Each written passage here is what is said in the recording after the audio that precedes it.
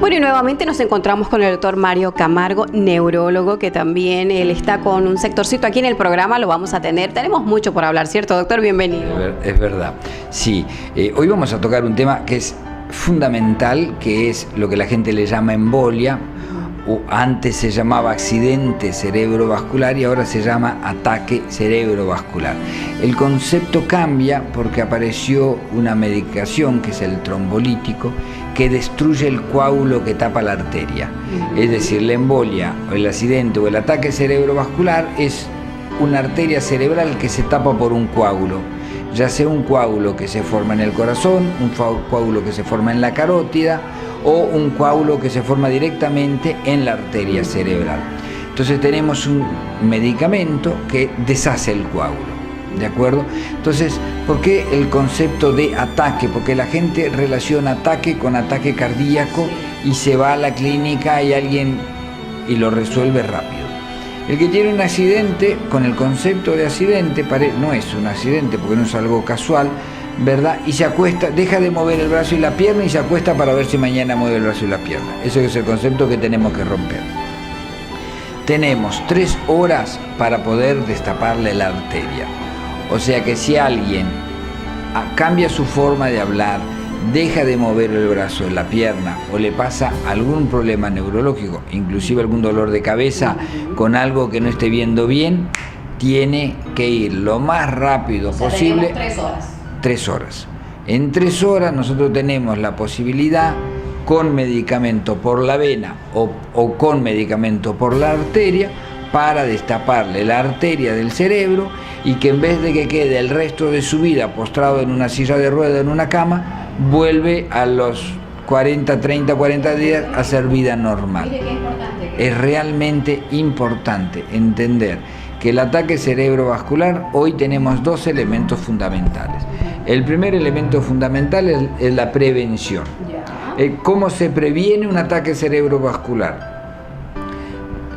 Cuidando colesteroles y triglicéridos, durmiendo bien de noche, el que ronca y deja de respirar, que se llama apnea, tiene que hacerse tratamiento, la hipertensión arterial tiene que controlarse, la diabetes tiene que controlarse, mucho tiene que ver la calidad de vida y el tema de ejercicio y obesidad.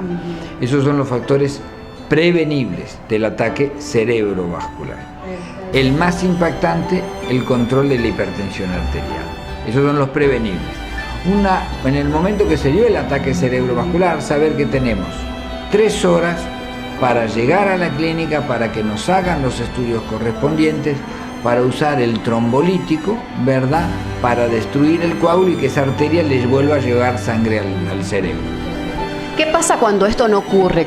Porque normalmente usted nos decía, justamente a la persona se le paralizó la mano, la pierna, dice, no, es otra cosa, me acuesto, mañana voy al médico, y van pasando las horas, doctor.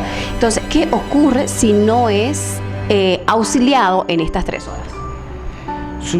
Se completa lo que se llama infarto cerebral, es decir, el cerebro de esa zona no recibe sangre y se infarta, se muere. Y el cerebro es una computadora, cada parte cumple una función. Entonces, esa zona que no va a estar funcionando bien, con los tejidos cerebral muertos, es la que o no va a hacer mover mi brazo, no va a hacer mover mi pierna, o voy a estar incoherente, o voy a tener problemas cognitivos, de memoria, porque además hay otro ataque el ataque cerebrovascular puede ser grande o puede ser chiquititito. El chiquititito no nos damos cuenta, ese es el silencioso, y va sumando pequeños ataques cerebrovasculares y termina en demencia. Es la segunda demencia hay una Alzheimer, la más frecuente, y la segunda demencia vascular, así se llama. Absolutamente prevenible. Doctor, cuando se habla de embolia o de estos accidentes cerebrovasculares, normalmente vemos incapacitado a la persona, ¿cierto? Por este motivo.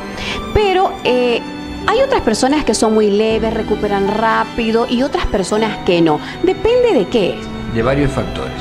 Depende de la causa de por cuál se tapó la arteria, depende qué tipo de arteria, ¿verdad? Qué zona del cerebro se tapó, ¿verdad?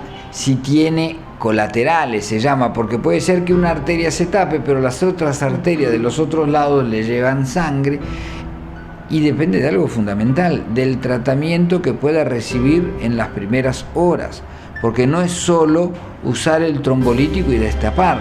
Claro. Hay que mantener una buena presión arterial para que el flujo sanguíneo cerebral se mantenga.